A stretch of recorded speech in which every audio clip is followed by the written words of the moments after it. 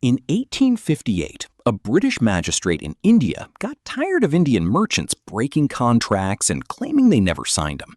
So he came up with a strange idea.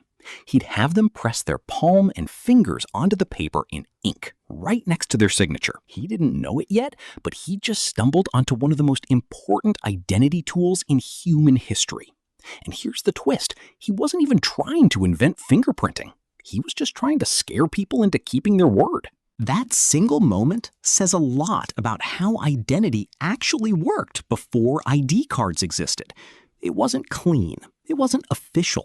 It was messy, clever, and built out of whatever people had on hand. So how did people prove who they were for thousands of years without a driver's license or a passport photo?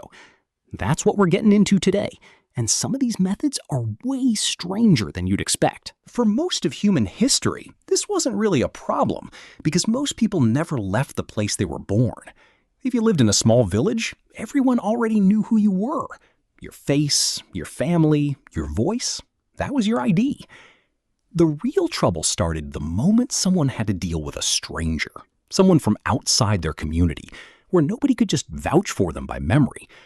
So civilizations had to get creative, and the very first tool they came up with wasn't a card, it was a stone.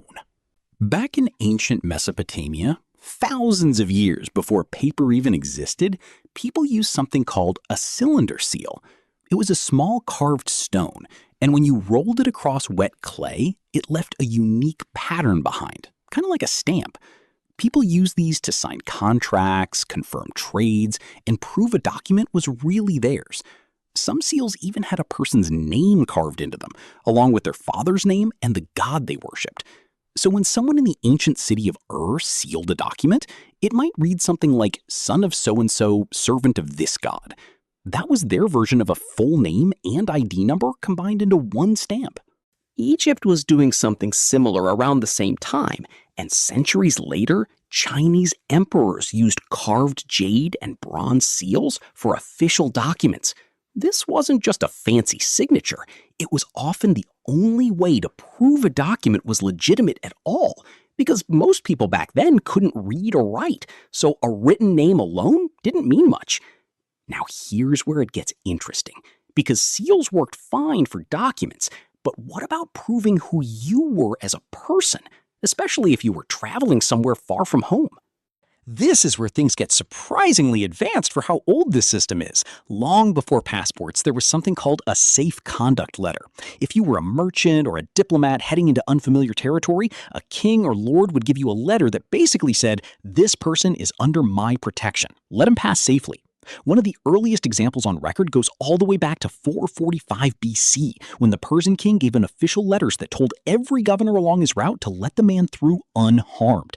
That's over 2,400 years ago, and it worked basically the same way a modern travel visa works today. No photo, no fingerprint, just a powerful person's word backed by their seal. By the medieval period in Europe, these letters became even more detailed. They'd usually include your name, your reason for traveling, where you were headed, and a request for protection, all sealed by whoever issued it. Without one of these letters, a traveler was basically an easy target. Local lords could rob you, arrest you, or worse, and you'd have no way to prove you weren't some random criminal wandering through. But here's a detail almost nobody talks about. It wasn't just kings handing out these documents. Trade guilds had their own version, and honestly, this system might be even more interesting.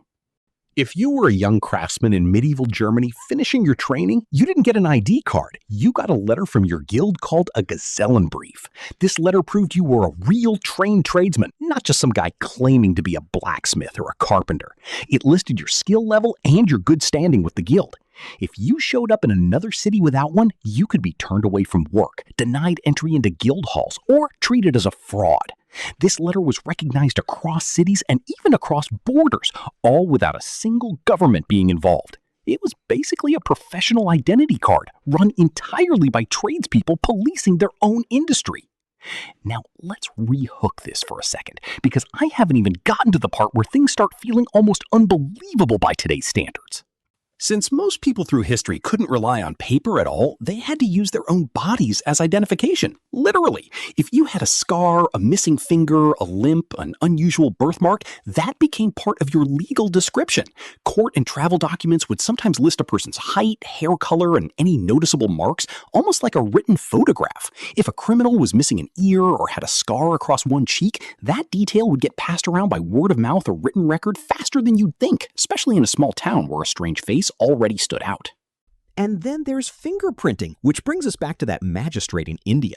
What's wild is that inked fingerprints for identification actually existed way earlier than 1858. During China's Tang dynasty, over 1,000 years before that British magistrate's idea, people were already pressing inked fingerprints onto paper documents to confirm identity.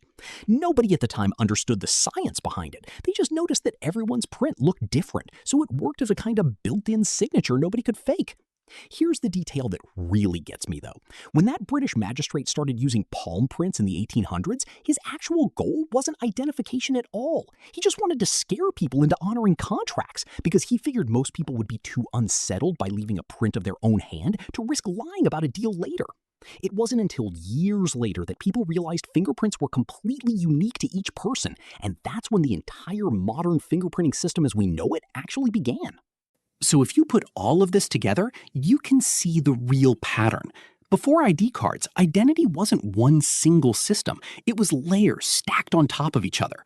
Local communities where everyone just knew each other by face, physical descriptions and unusual marks written down and passed along, seals and stamps to prove official business, letters from kings or guilds vouching for a person's word, and eventually fingerprints, used more as a threat than a science, until people realized just how powerful that idea really was. None of this was perfect. People absolutely got away with lying about who they were, especially if they moved somewhere far enough that nobody could check their story. But most of the time, in most places, this patchwork system was enough, because for thousands of years, that's genuinely all humans had. It wasn't until the chaos of the world wars that governments realized how easy it still was for someone to lie about their identity. And that's really what pushed the modern ID card into existence, with a photo, a name, and eventually digital records tying it all together. But for basically all of human history before that, your identity wasn't something printed on a card. It was your face, your reputation, a wax seal, a letter from someone powerful, or a scar on your cheek that somebody remembered.